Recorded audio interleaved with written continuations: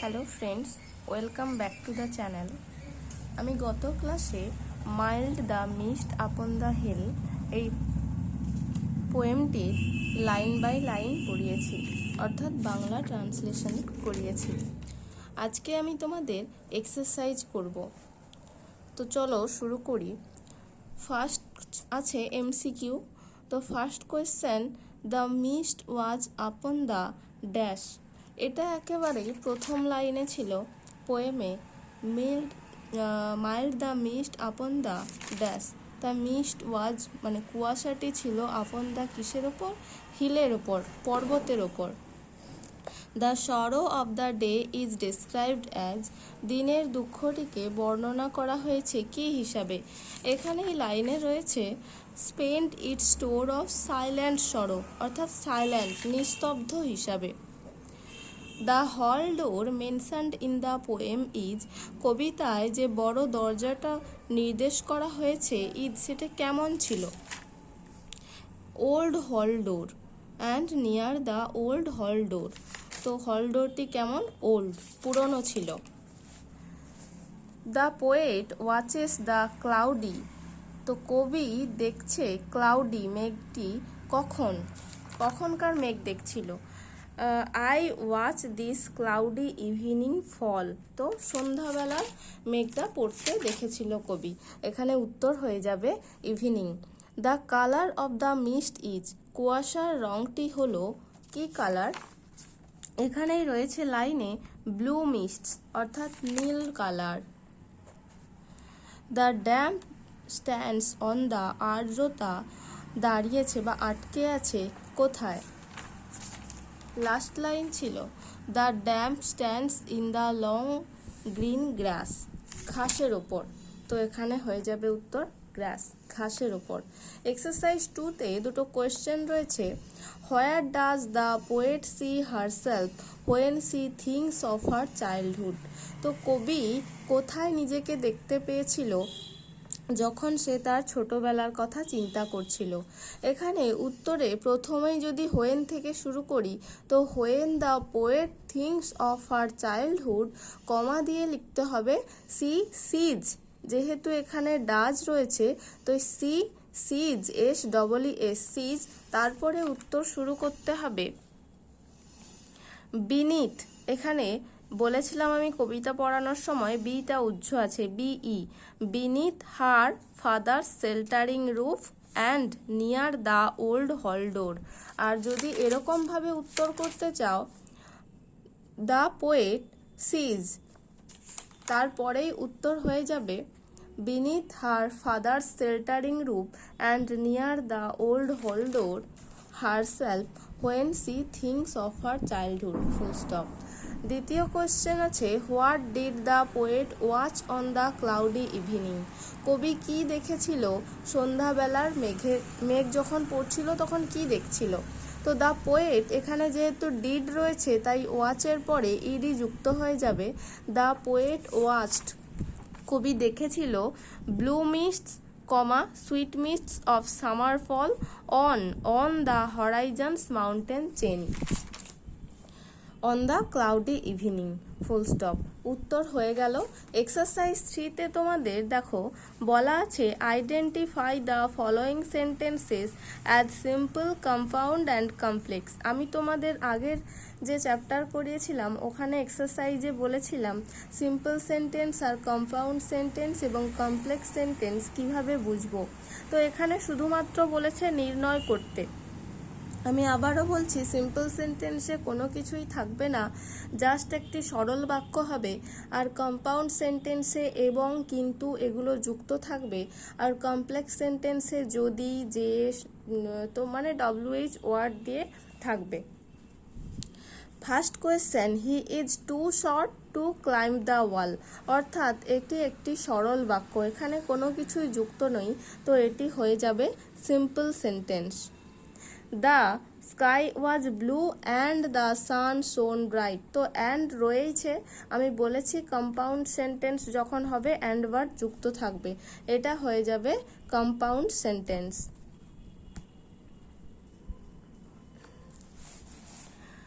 Then the old man who lived in a village believed that the earth was flat. এখানে রয়েছে WH word, so এটা হয়ে যাবে complex sentence. তারপরে leaving a job midway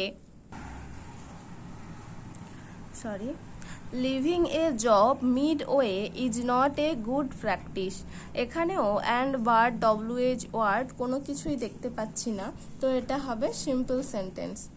last week I met a friend who gave me a bag which is brown in colour. তো WH word এখানে রয়েছে, তো এখানে এটা হয়ে যাবে কমপ্লেক্স সেন্টেন্স। তারপরে এক্সারসাইজ 4-এ আছে ডু অ্যাজ ডাইরেক্টেড, অর্থাৎ এই ব্র্যাকেটের মধ্যে যেরকমটি করতে বলার নির্দেশ আছে সেরকমটি করতে বলার জন্য বলা হয়েছে। তো আমি এখানে খাতা নিয়েছি, খাতায় আমি অ্যান্সারগুলো করে দেখাচ্ছি, কোয়েশ্চেনটা আর তুললাম না। তো এখানে এক্সারসাইজ 4-এর শুধু অ্যান্সারগুলোই লিখে দিচ্ছি।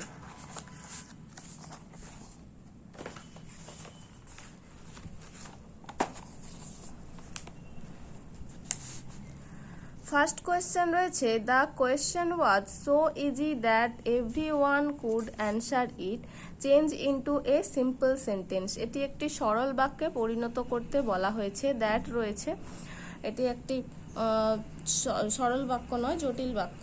তো the question was so easy, প্রশ্নটি এতটাই সহজ ছিল যে এভরিওয়ান কুড অ্যান্সার ইট, প্রত্যেকেই এটার অ্যান্সার করতে পারত।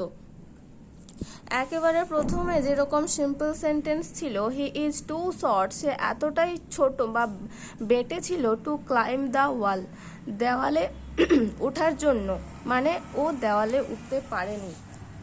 এখানে হবে দ্য কোয়েশ্চেন ওয়াজ সো ইজির জায়গায় to, TOO, too easy, that উঠে যাবে টু অ্যান্সার।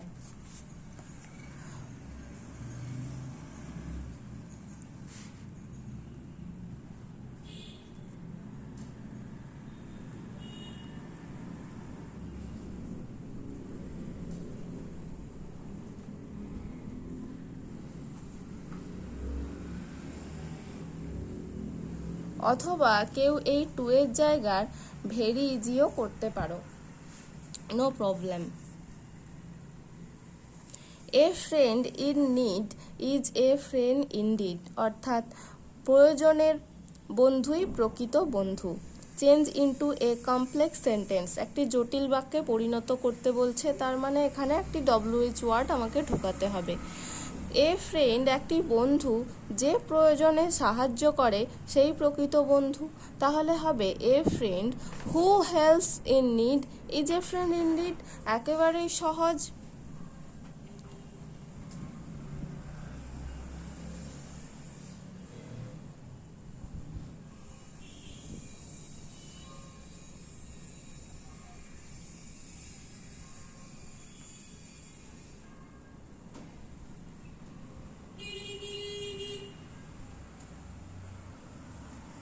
তারপরে রয়েছে pollution is one of the most severe threats to our beautiful planet, অর্থাৎ আমাদের এই সুন্দর গ্রহে দূষণ হচ্ছে সব থেকে ভয়ঙ্কর জিনিস।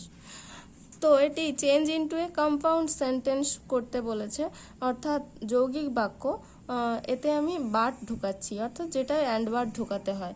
তো আমি যদি লিখি our planet is beautiful but, আমাদের গ্রহটা সুন্দর কিন্তু পলিউশন, দূষণ হলো একমাত্র জিনিস যেটা এটাকে ভয়ঙ্কর ক্ষতির মুখে ফেলে দেয়। তো প্রথমেই হবে কি our planet is beautiful but pollution is one of the most severe threats. তারপরে রয়েছে do or die, change into a complex sentence, করো কিংবা মরো। যেটা আমাদের গান্ধীজির সব থেকে বড় উক্তি ছিল, করেঙ্গে ইয়ে মারেঙ্গে, do or die. Complex sentence, জটিল বাক্যে পরিণত করতে বলা হয়েছে। এটিকে আমি যদি বাংলায় বলি, যদি না করো তুমি মরবে অবশ্যই, বা যদি না করো মরবে। আমি দু ধরনের করেই দেখাচ্ছি। If you do not do, যদি তুমি না করো, ইউ উইল ডু, ডাই। আর একটি হবে আনলেস, যদি না, unless you do, you will die. দুটোই হবে, তোমরা যেটা সুবিধা মনে করবে করবে। তারপরে রয়েছে হি ওয়াজ কনফিউজড অ্যান্ড স্টপড ওয়ার্কিং, সে দ্বিধায় পড়ে গিয়েছিল এবং কাজ করা বন্ধ করে দিয়েছিল। এটি একটি সিম্পল সেন্টেন্স করতে বলা হয়েছে, তো যদি করি হবে দ্বিধায় পড়ে গিয়ে সে কাজ করা বন্ধ করে দিয়েছে। Being confused,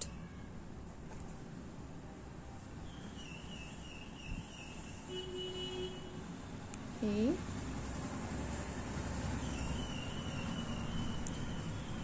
stopped working.